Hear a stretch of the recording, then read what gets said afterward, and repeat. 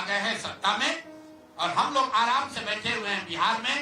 हर वो महिला, हर वो परिवार जिसको 2 लाख रुपया नहीं मिलता है, आप प्रशांत किशोर से संपर्क कीजिए, आप जनसुराज से संपर्क कीजिए। अब सलाह का समय खत्म हुआ, अब संघर्ष का समय शुरू होगा। वोट नहीं मिलना क्राइम नहीं है, हमने भ्रष्टाचार नहीं किया है, हमने हिंदू मुस्लिम नहीं किया है, हमने जाति की राजनीति नहीं की है, हमने वोट नहीं खरीदा है। मैं बिल्कुल कैमरे पर आपसे मान रहा हूं कि मुझे नीतीश कुमार, लालू जी, सम्राट चौधरी, अशोक चौधरी जैसे धुरंधर नेताओं की तरह बिहार की समझ नहीं है। मुझे नहीं समझ है कि बिहार को जातियों के आधार पर कैसे और बांटा जाए। मुझे इस बात की समझ नहीं है कि बिहार को हिंदू मुसलमान के नाम पर कैसे और बांटा जाए। मुझे ये समझ नहीं है कि 10,000 रुपया देकर कैसे वोट और खरीदा जाए। जिनको समझ है वो लोग जीत कर आए हैं और उनको सत्ता मुबारक हो और बिहार की जनता को वो लोग मुबारक हो। तो जितनी मेहनत करते हुए आपने मुझे 3 साल में देखा है, उससे दुगनी मेहनत करेंगे और पूरी ताकत से लगेंगे। पीछे हटने का सवाल नहीं है।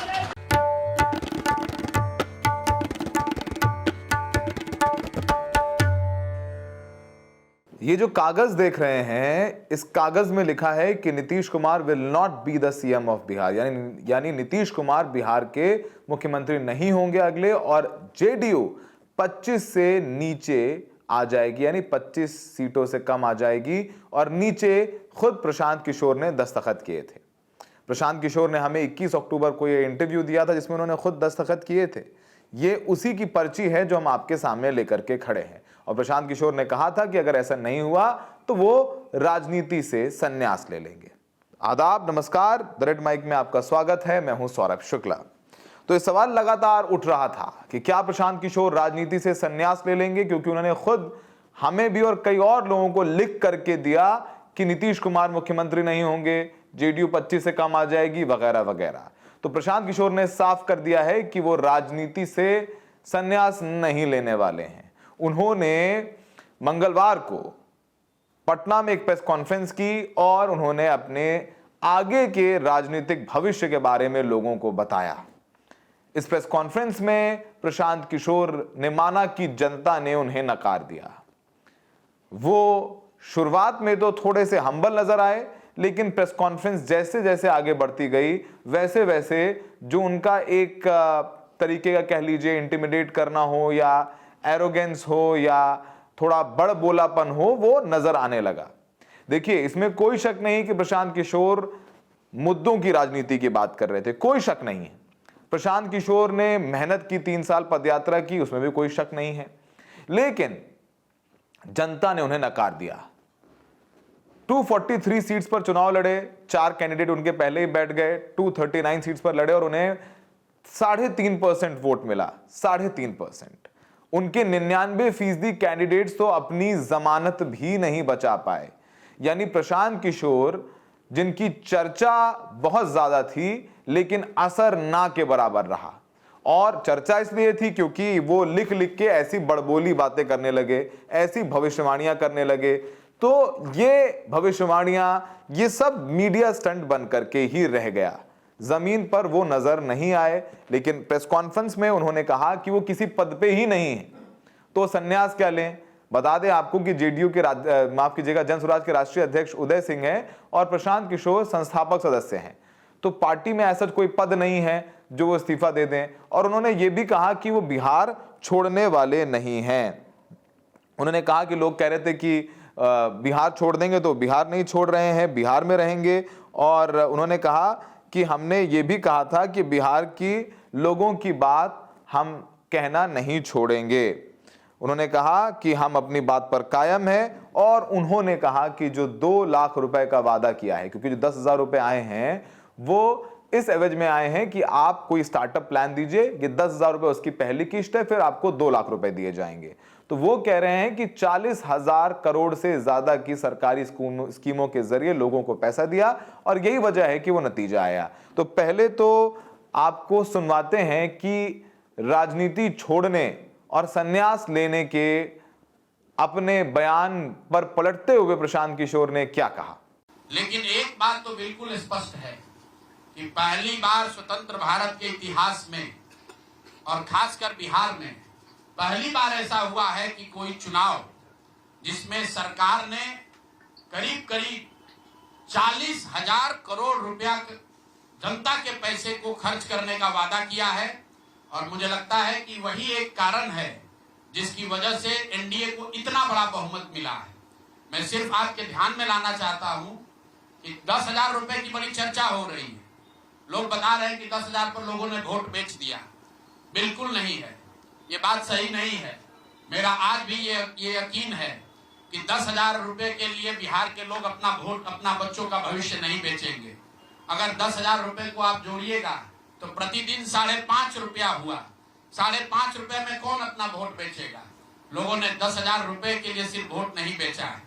आपको देखने, जानने, समझने की जरूरत है। और इस पर यह बहस भी हो रहा है। सत्ता में जो लोग आए हैं वो कह रहे भैया हम तो सरकारी योजना चला रहे थे।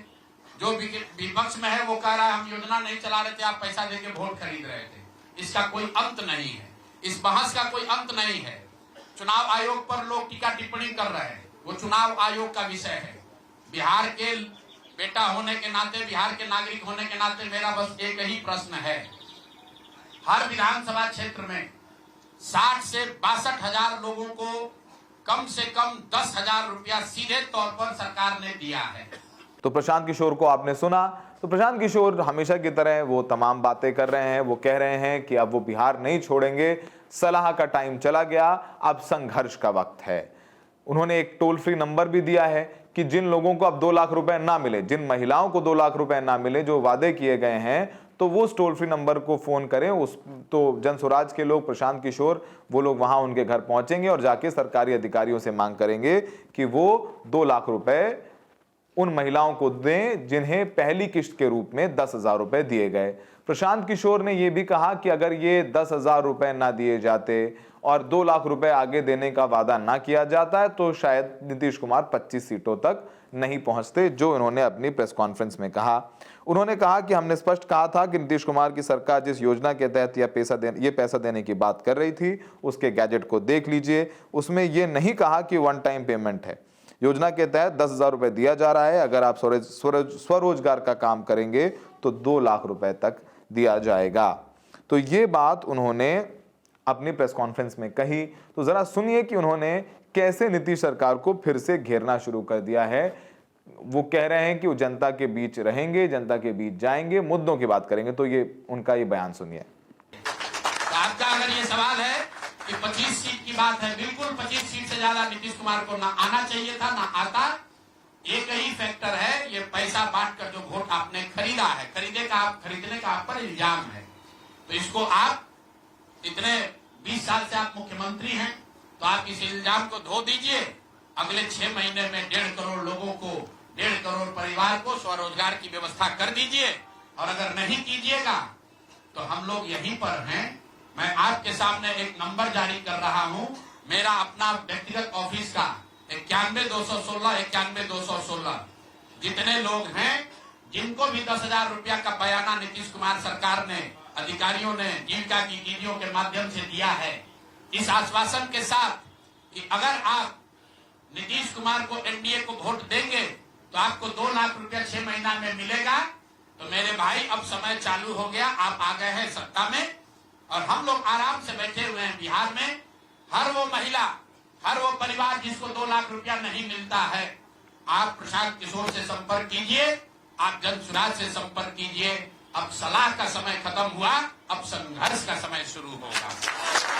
जिनको भैया ये 2 लाख न मिले वो प्रशांत किशोर के पास चले आइए, जनसुराज के साथियों के पास आइए। आपकी आवाज बनकर, आपके साथ खड़े होकर ब्लॉक, पंचायत, डिस्ट्रिक्ट के ऑफिसेज में, सरकारी दफ्तरों में हम लोग चलेंगे। जरूरत पड़ेगा नीतीश कुमार के पास चलेंगे, क्योंकि उन्होंने कहा है कि 10,000 रुपया बयाना ले लीजिए, जब मैं जीत कर आऊंगा आपको 2-2 लाख रुपए दूंगा, ताकि सब लोग अपने पैर पर खड़े हो जाएंगे। प्रशांत किशोर से पूछा गया कि भाई ये बताइए कि आपने तो कसम खाई थी, लिख के दिया था कि राजनीति छोड़ देंगे, तो भाई आप अपनी जबान पर टिके रहिए, अपनी जबान पे क्यों नहीं टिके हुए हैं?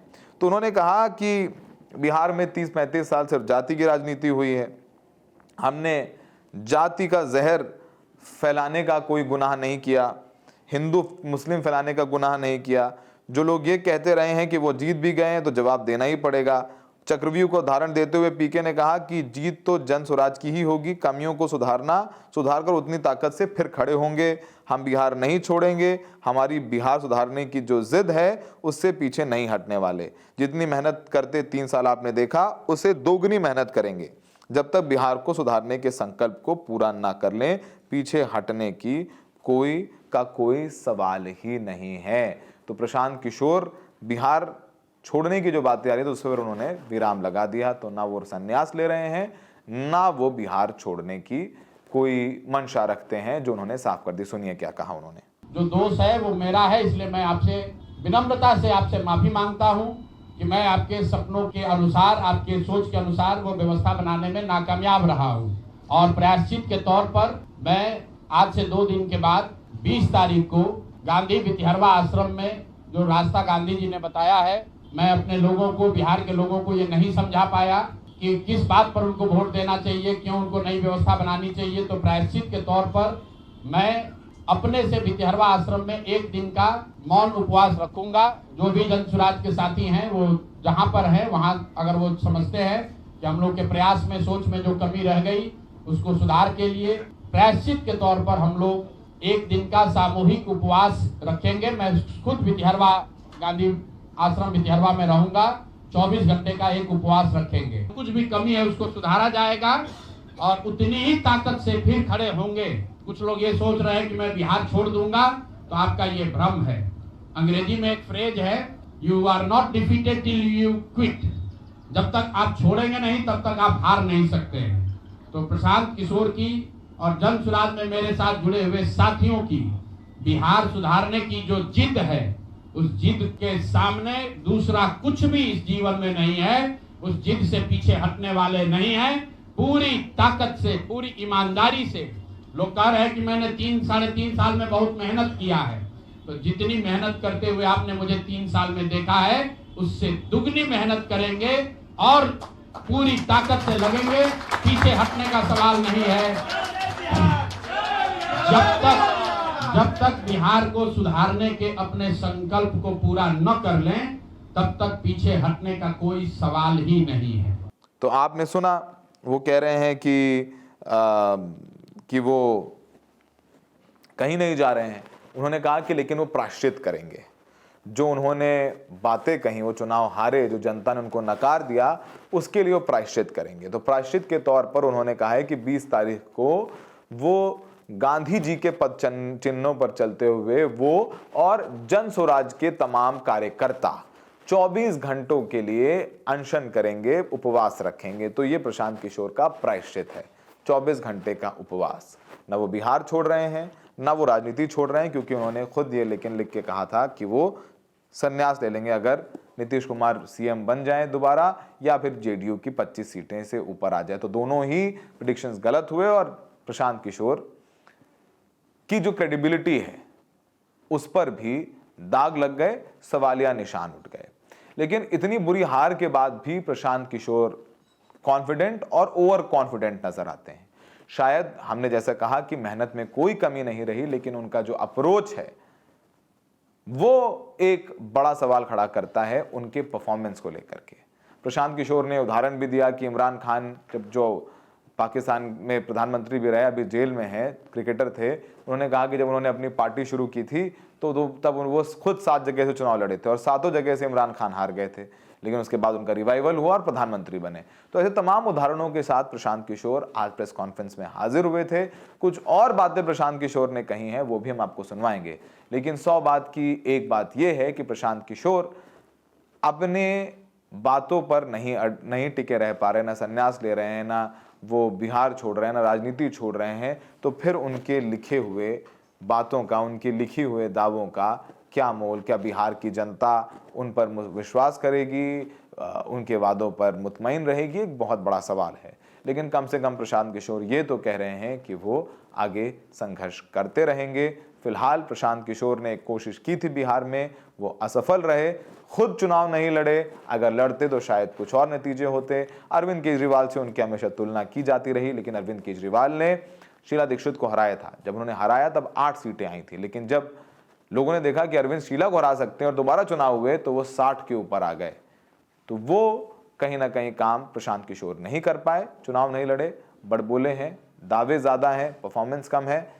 लेकिन चलिए, राजनीति एक लंबा दौर है। बीजेपी भी 5 सीटों पर थी एक वक्त और आज देख लीजिए लगातार 3 बार से सरकार में, सत्ता में है। तो राजनीति में कुछ भी हो सकता है, लेकिन फिलहाल प्रशांत किशोर का रुख और उनकी तबीयत ठीक है, लेकिन उनके लिखित वादे, लिखित दावे खोखले साबित हुए और खोखले साबित होने के बाद वो अड़े हुए हैं कि वो जो उन्होंने वादा किया कि संन्यास लेंगे वो नहीं लेंगे। तो कुछ और झलकियां उनके प्रेस कॉन्फ्रेंस की सुन लेते हैं। हम लोग बिहार आज से 3.5 साल पहले व्यवस्था परिवर्तन के संकल्प से आए थे। एक ईमानदार प्रयास किया है और उसमें बिल्कुल सफलता नहीं मिली, ये मानने में कोई गुरेज नहीं है। व्यवस्था परिवर्तन के जिस अभियान को लेकर चले थे, व्यवस्था परिवर्तन की बात तो छोड़िए, सत्ता परिवर्तन भी हम लोग नहीं करा सके, लेकिन बिहार की राजनीति को बदलने में जरूर थोड़ी बहुत भूमिका हम लोगों की बनी है। तो हम लोगों से जरूर कुछ गलती हुई होगी, हम लोग के प्रयास में, हम लोग के सोच में, हम लोग के बताने के तरीके में जरूर कुछ गलती रही होगी कि जनता ने हम लोग को नहीं चुना है, जनता ने हम लोग पर वो विश्वास नहीं दिखाया। तो उसकी जिम्मेवारी जो है वो पूर्णतः मेरी है, प्रशांत किशोर की है, और वो जिम्मेवारी मैं 100% अपने ऊपर लेता हूं कि मैं बिहार की जनता को, अपने साथियों को, इस व्यवस्था से जुड़े हुए लोगों को, जिस प्रयास से हम लोग जुड़े थे, जिस प्रयास को करना चाहते थे, उससे उनका विश्वास उस पर मैं नहीं जीत पाया। हम लोग सामूहिक तौर पर हारे हैं और आत्मचिंतन का समय है, हम लोग भी चिंतन करेंगे। जो लोग जीत कर आए हैं उनको खूब बधाई। जनता ने अपने लिए अपना रास्ता चुना है, अपने लिए सरकार चुन ली है। अब नीतीश जी और भाजपा के लोगों पर जिम्मेवारी है कि बिहार में जिन बातों को लेकर वो सत्ता में आए हैं, बिहार में तरक्की हो, बिहार में भ्रष्टाचार से जो जनता जूझ रही है, भ्रष्टाचार खत्म हो, यहाँ पर लोगों के लिए रोजी रोजगार हो, और सबसे बढ़ के जो मुद्दा है पलायन का, बिहार से पलायन बंद हो। हम लोगों से जो गलती हुई है, जिन लोगों ने जन स्वराज के विचार पर इस सोच से इस प्रयास से जुड़कर एक सपना देखा था, एक उनकी सोच बनी थी, उनकी आशा की किरण जगी थी कि बिहार में एक नई व्यवस्था बनाई जा सकती है, उन सब के आशाओं पर, अपेक्षाओं पर, उनके सपनों पर खरा नहीं उतरने के लिए जो दोष है वो मेरा है। इसलिए मैं आपसे विनम्रता से आपसे माफी मांगता हूं कि मैं आपके सपनों के आधार के अनुसार, आपके सोच के अनुसार वो व्यवस्था बनाने में नाकामयाब रहा हूं।